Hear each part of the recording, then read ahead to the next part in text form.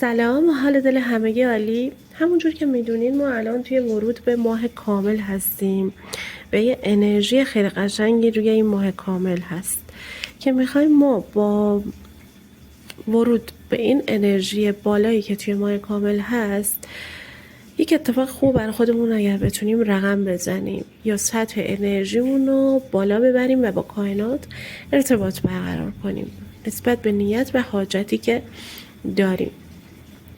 شما توی این ماه کامل، توی این چند روزی که ماه کامل هست و مخصوصا روز تولد امام علی هم که فردا هست، سه‌شنبه، این کار انجام بدیم براتون خوبه. حالا نه فقط این ماه، هر ماه وقتی که ماه کامله این کار رو میتونین انجام بدین و از انرژیش به خوبی استفاده کنین.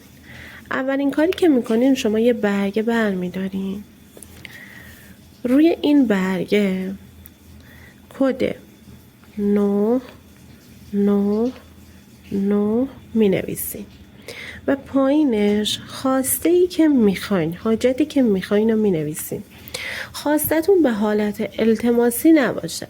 مثلا شما یه مقدار پول میخواین، مثلا ننویسین اینقدر پول به زندگی من واریز بشه، نه، بنویسین اینقدر پول به زندگی من وارد شده. یا اگر منتظر ورود کسی هستین، فلانی به زندگی من وارد شده. یه حالتی مثل اومده شده، وارد شده، اتفاق افتاده، زمان حال.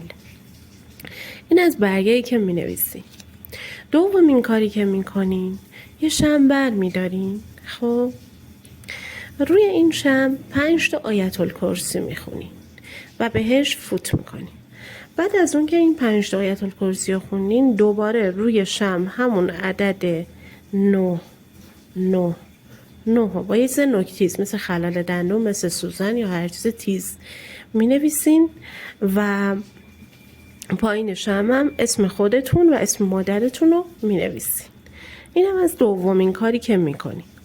سومین کاری که می کنین با عود، روشن کردن عود، فضا رو پاکسازی می کنین. خب حالا من اینو روشن می کنم براتون.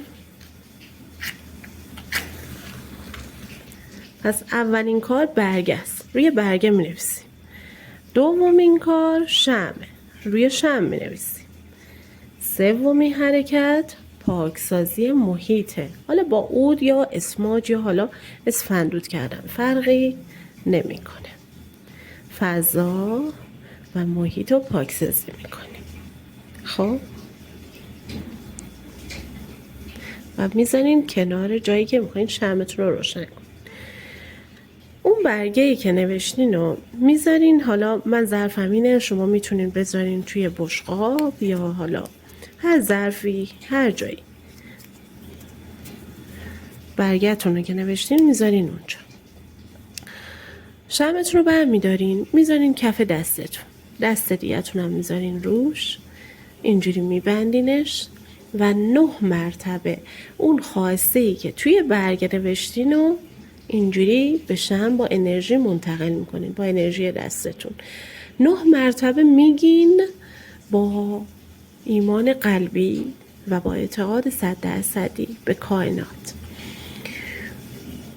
9 مرتبه تکرار میکنین توی دلتون تا این انرژی از سطح قلب شما، روح شما به این شمع منتقل بشه. بعد شمع میذارین روی اون برگه، روی حالا همون ظرفی که دارین، بشقاب یا حالا هر چیزی که هست، و شمعتون هم روشن میکنین. یادتون نره شمع حتما باید با کبریت روشن بشه و با هیچ چیز دیگه هم و با هیچ چیز دیگه هم روشن نمی کنین، فقط با کبریت و میزنین تا آخر بسوزه. این کار رو هر ماه نو میتونین انجام بدین. و اینکه مخصوصا این ماه که تولد امام علی هم هست که فردا 25 دی ماه، روز سه‌شنبه.